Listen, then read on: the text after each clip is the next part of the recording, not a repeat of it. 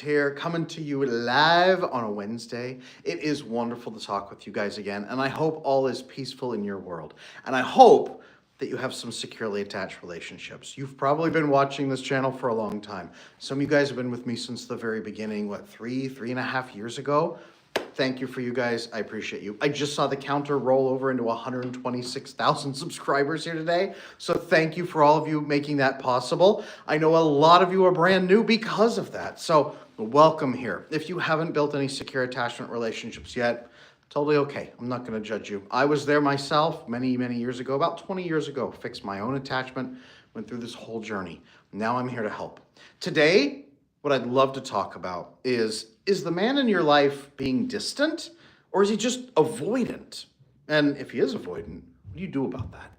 I want to talk to you about this today because I have a lot of videos coming out, you might have noticed, about avoidant men. And a lot of people now, where before we were miscategorizing people as narcissistic, sometimes we pathologize even normal behaviors. And I'll also say the opposite. A lot of women think a man is playing games or being distant, when in fact it's actually an avoidant attachment style. A lot of people don't know about attachment styles. Glad to see you guys in here. Welcome. Hi, you helped a lot. Thank you. I love that. All right. Hi, Adam. Hello. Good to see you. Meg, Darkest, Nor. Glad you guys are here. Say hi as you guys pop in. It's always glad to connect with you. Okay. How do you tell if a man is being distant, playing games, being standoffish, not interested, versus avoidant attachment style? They are different things. Some men are at a place where they're going to be a little bit more aloof. Some men are going to be more polite with you. Some men will ghost. Some men will be more disconnected from you. Here's what I usually look for. Hallmark signs of a man who's actually avoidant instead. He really struggles to go deeper on any conversations with you as on a personal level, meaning he intellectualizes pretty much everything. He's either going to be love bombing you, just trying to turn it all back to you so that you feel good and you have high attention and you're connected. He's complimenting you. He's asking you questions and making you feel special, but sharing nothing about himself or very little. His answers will be, 20% the length of your answers, 2-word answers to flip back to you. Oh, no, we don't want to talk about me. Oh, it's not that interesting. Things like that, deflection. Or he will give good answers, but they're all intellectual answers. Well, what do you feel about this? Well, here's what the great historian so-and-so said, right? Very avoidant, right? Or just practical, no personal connection, not able to share challenges. He's going through thoughts, he's experiencing relationships, personal stories. If the personal angle is gone, just beware of that. Just beware of that. Hey, glad to see everybody in here. Welcome, love it. I want to see if you have a video someone could send to a DA. I'm actually building some of those videos right now, to be honest with you. If you saw my masterclass, it was about 2 weeks ago. It was the masterclass, How to Talk to an Avoidant. How to talk to them about being avoidant without driving them away. Go check out that masterclass. It's in the lives section. It's still up. It says masterclass. I think like over 10,000 of you have watched that so far. So I would check out that masterclass, April. That will show you how to really do that. Another video, though, that I have is called The Biochemistry of Avoidant Attachment Style. That one actually might be a great video for you to check out because it's all the biochemicals. It's non-judgmental, super easy to connect with there. So give that a shot. How do you tell if a man's being distant and avoidant? I'll be honest with you. If you are dating, if you're actually dating and you're actually out in the dating world, if you've seen my earlier video, why avoidant people tend to prefer casual relationships and situationships, they don't really know how to connect with full oxytocin bonding. They're not usually looking for that. Are there places where securely attached men are going to be focusing maybe more on career over personal connections? Sure. But if he is refusing to share any personal details with you, if he's pushing for the physical as fast as possible, but there's no personal connection behind it, if he is not willing to spend more time with you, especially if he's constantly claiming stress all the time from like almost the moment you meet him, and that's always a convenient excuse, odds are good that he might actually have more of an avoidant attachment style. Men tend to get, non-avoidant men tend to get distant for, let's say, 3 reasons. One is, yes, extensive high levels of stress, which they then are supposed to proactively work on. Okay, they should be proactively, securely attached men will be proactively working on their stress levels. They'll have a plan to get through it, a plan to come through and go out the other side. So they usually don't linger in extended stress modes that disrupt their life and destroy their ability to form relationships. So if you have a man who's more distant and it's ongoing and there's always one more stress component, probably not a securely attached man. If it's short term, it might be secure. What you need to look at next is his, what did I say? The three components. The second time, sorry, middle of the afternoon, I need my coffee. The second reason that a securely attached man will be a little bit more distant, apart from moments of stress, is intense projects. If he is intensely focusing, hyper-focusing on a business he's building, and it's at a crucial phase, if he is about to run a marathon in 2 weeks, right? If somebody is dying in his family of cancer and he's hyper-focusing, that's like a project. He's hyper taking care of them and hyper-fixating. When a man is stressed is one thing, his nervous system is telling him something's off and it's dangerous. When a man is hyper-focusing, he can also be quite distant. My wife calls this work mode when I do it, and I do. We all do, but it's because the male brain can only operate one area of the brain at a time to really think, so it hyperfixate. And you want this. This is a good adaptation. You want this in the man who's like hunting for your food to feed your family, or like the carpenter who's building your house. You don't want him to be like, yeah, whatever, like, multitasking, and then he leaves and does something else, and he comes back, he forgets where he was. You want him to be hyper-focused in, one thing at a time, that's all he's thinking of. And that's a good trait, but it can make him distant during time. So work mode. So stress is one, work mode is another. And the third is actually recovery. So if a secure man is in a grief mode, if he's grieving, he's hurting, maybe he's financially recovering from something that hit really hard. If he's in a recovery mode, again, emotional mode recovery, financial recovery, even physical recovery, he might pull back. We contract and we pull in to rest and recuperate. That's another time when he'll be disconnected as well. So stress, hyperfixating on a project, and recovery. Those are the 3 times a securely attached man is most likely to be distracted. And it's more of a distraction than distance, okay?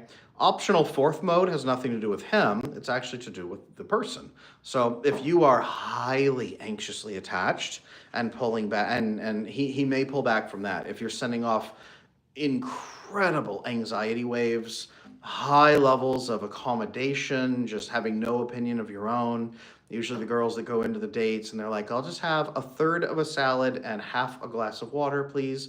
I don't want anyone to fuss. Like the massively insecure, I don't even leave footprints because I don't want to bother anybody kind of women.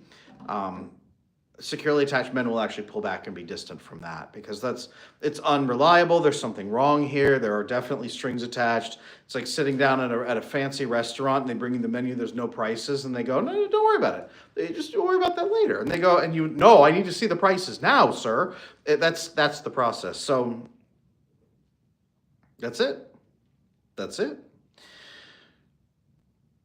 I want to be clear on this. All of those are short-lived. The majority of securely attached men are not going to be distant from you for very long. Those are states that they don't like. Those are closed off states. Those are states where you can't connect, and that's not good, okay? Securely attached men know that's not good, so they go back to equilibrium. Guys, keep in mind, a healthy securely attached person on the scale of 1 to 10 for nervous system regulation, with 1 being absolute rock bottom, I hate my life, I wish I was out of this world at this very moment and I can barely tolerate living, 1, and 10 being this is the absolute pinnacle of human joy. There is nothing on earth that could make me feel better than this. It's winning the lottery on the same day you get married, and your like long lost, grandfather comes out and gives you a big hug and tells you are now the lord of a castle in Europe, and all these amazing things. Like your life is just full of abundant joy. Overwhelmingly, it's like a movie status. That's 10, like unreachable. Almost very few humans ever reach 10 consistently. They might have moments throughout their life, but rarely, okay? People with attachment issues are usually down at like 3 or 4 out of 10 every day.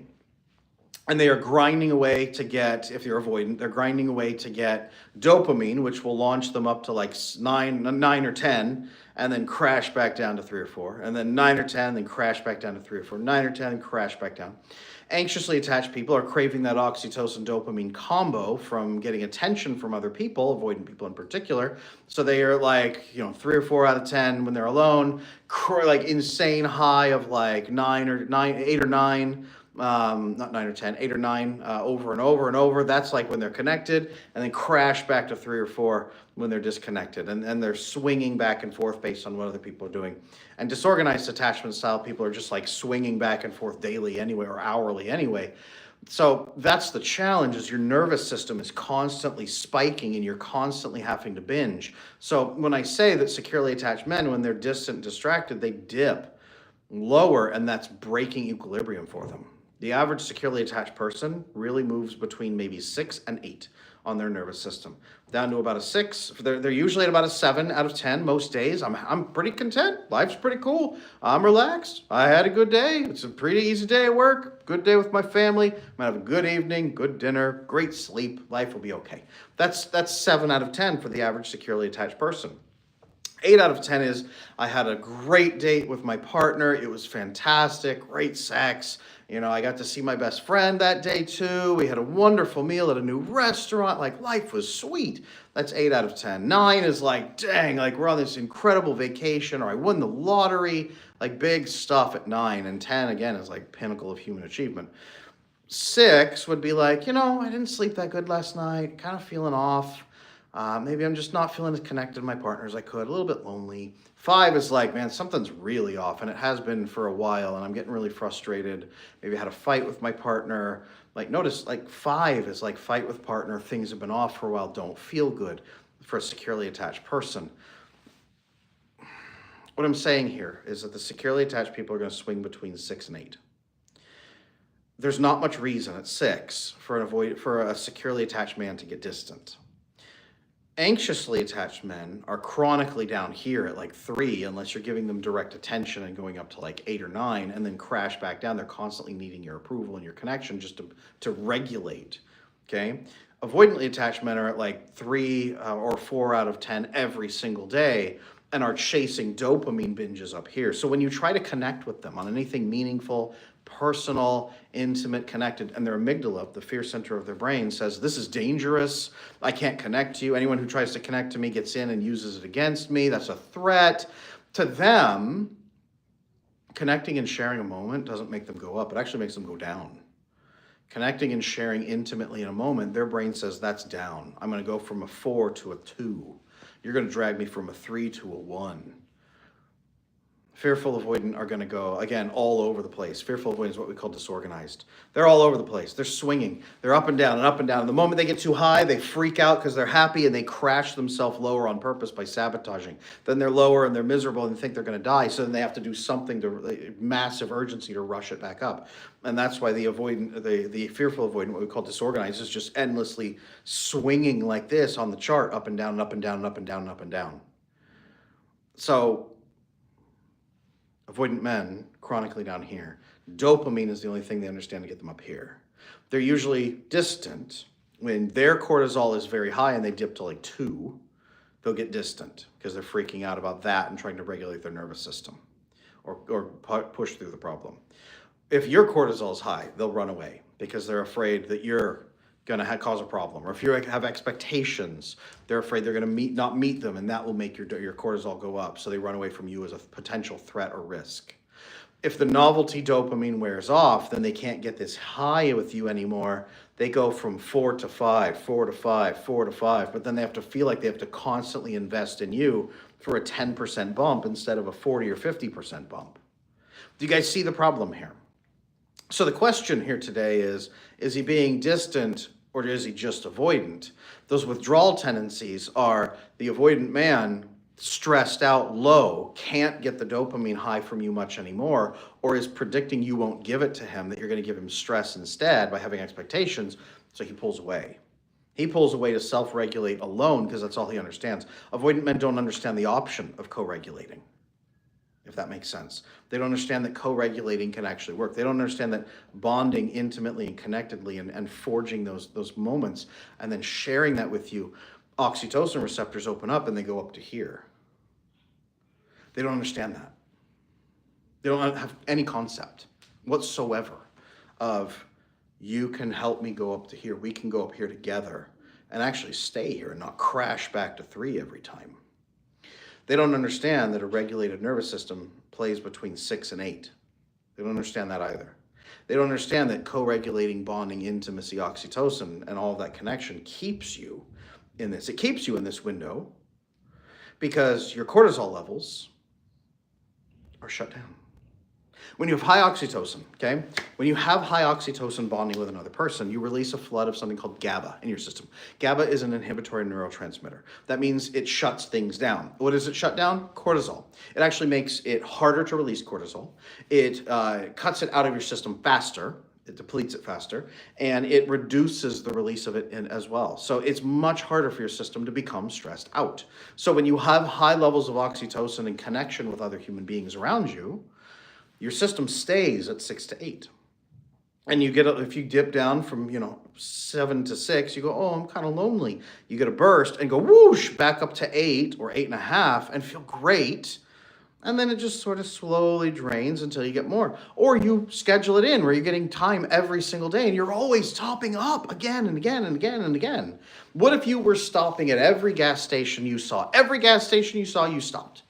Every, let's say, 5 miles you drove your car, you would stop and immediately top up, instantly. And it was fun to do so. You would never run out of gas. You would always have a full tank. This is what it means to co-regulate and bond and have intimacy and sharing and connectedness with the people in your lives. Guys, this is what we're built for. This is what our nervous systems are for. It's just that all of us with attachment issues, when we grew up, we learned that this isn't possible. We learned that the basic fuel up for us isn't possible. We learned that going to a gas station is impossible. So what do? Well, we have to go steal gas out of people's gas tanks. That's what we have to do. Or we have to go find gas somewhere in a field and hope that we can drag that back to our car and refuel it ourselves. We are never allowed to use the regular gas stations to fuel our car.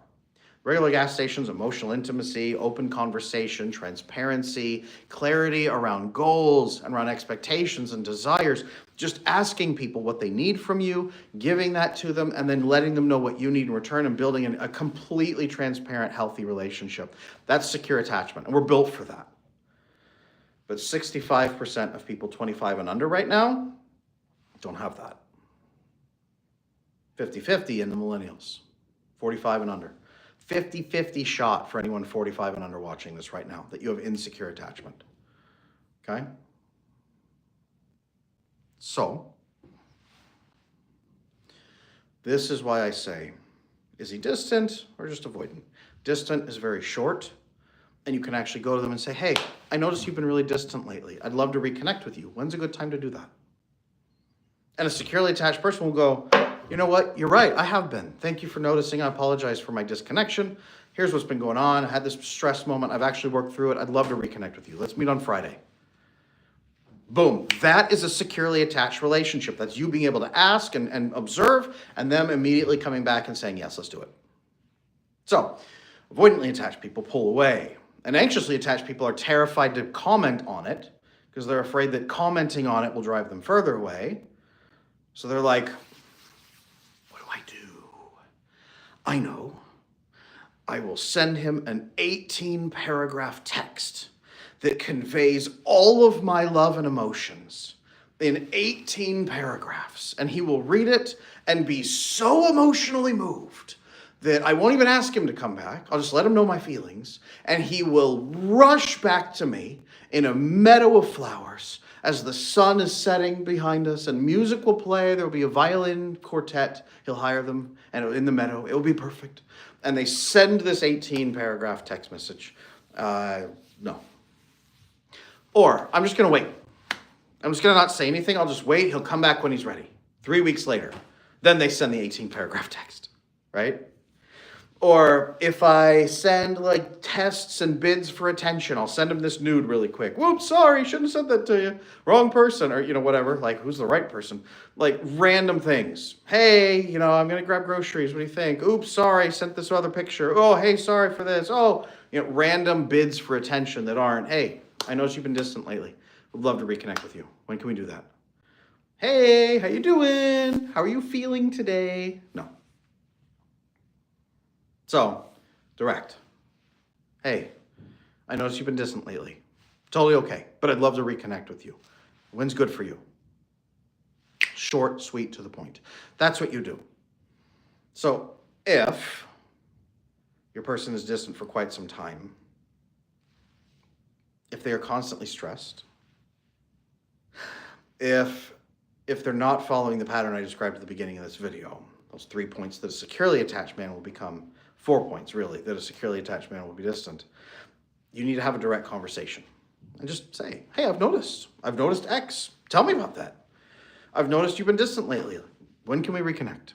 I noticed you've been distant lately. Tell me what's going on just so I can understand. That's having a securely attached relationship. Okay? Move into that relationship. Have that relationship. And if it drives him away, good. You shouldn't be tiptoeing around somebody who doesn't want a relationship, because all that turns you into is an object in his life. He pulls you out of his desk drawer. He's like, oh, hey, there you are, uses you, and then puts you back. That's not what you're meant for. You're meant for so much more than that. That's not even a relationship. That's you being an object in his life, hoping that you'll become enough of an important object that you'll be on the shelf instead of in the drawer. That's not what you're meant for. And you're not going to become happy doing that. And you're not going to convince him to love you by doing that. Because as you give him love and affection and kindness, sex, everything, his brain says, I must be doing the right things because she's rewarding me. Hey, I noticed you've been distant lately. I'd love to reconnect with you. When's a good time? If you send that message and that drives him away, good. Find somebody who wants that level of communication so that when you are in year 5 of your marriage, you've just had a baby and he's been stressed and hasn't talked to you much in the last few days, you can say, hey, babe, I just want to flag really quick. We haven't talked much in the last few days. I'm just kind of feel a little bit lonely. What's going on? And he's not going to go, oh, how could you ask me this? He's going to say, hey, you know what? You're right. I have actually been pretty stressed out and I felt kind of lonely too. Here's what's going on. Or, hey, I'd love to work through this with you. Can we just have a date? Hey, you know what? I'm really feeling lonely. I know the baby is like right there all the time. Is there any chance we could have like an hour date where the baby's napping or something? Can I bring sushi and we can just eat together? Something, right? You can problem solve together. If you can't even talk about the problem, you can't solve the problem. And then you can't do what's called vasopressin bonding with the vasopressin hormone that releases when we solve problems together. And men have more receptors for this than women do. Women do have receptors, but men have more. And as you move through the vasopressin bonding and prove that you are a working team, then it incites the desire for more oxytocin, the love hormone that women have a lot more receptivity to. And then it merges where you're both flooding with oxytocin and vasopressin bonding by solving problems together and then connecting to each other fully. If you can't do that, you need to know immediately. And if they won't do that, you need to know that immediately too. So again, I highly recommend, if you're watching this video right now, I have a full 1-hour masterclass I produced about how to talk to an avoidant person without driving them away, about being avoidant. It's free, it's here on this channel. Just click the video section, then click the lives section. It's in the live stream section, separate from the regular videos. And scroll down like 5, 16, it'll say masterclass, and then the title, how to talk to an avoidant person without driving them away. Watch that video. If you're with an avoidant partner right now, you need to have that conversation. You need to be moving into a relationship that's healthier. And a lot of women hear that and say, why should I have to do the work? I want you to do this for you. I don't want you to do this for him. I want you to do this so that you get to have a securely attached relationship. I want you to break beyond the boundaries of you having to hold your tongue and you having to accommodate. I don't want any woman stuck in an eggshell walking relationship or a catering relationship. I want you to do this for you because this will give you a good relationship. And if he doesn't want that, if he doesn't, you should find that out immediately and then find someone who does want to have a real relationship with you, because there are a lot of good men who are craving a good relationship with you. There are. So don't settle for a man who uses you like an object and puts you away in his desk drawer. Be with somebody who wants the fullness of intimacy and trust with you. That's what I'm telling you right now. So there we are, you guys. Soapbox moment over. Wanted to connect with all of you. So glad you're here. I have to get running. I got some family things I got to take care of as a securely attached father of 5 and married. I got a lot of family stuff on my plate. Glad you guys can understand. I am here to help. I'm reading in the comment sections. I love reading you guys' comments. You'll see me replying in there too. I love connecting. I love these moments that we get to share. So I will be back again.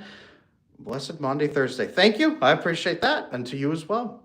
I want to call my grandmother. Go call her. That's fantastic. Have some conversations, you guys. Hey, we've been distant lately. When can we reconnect? Say that to your grandmother. That's a fantastic thing to say too. Most grandmas are like, yeah, that's awesome. Let's talk more. Do this with the people in your life. Build better relationships. Guys, I will see you again very soon. Until then, take care of yourselves and be secure.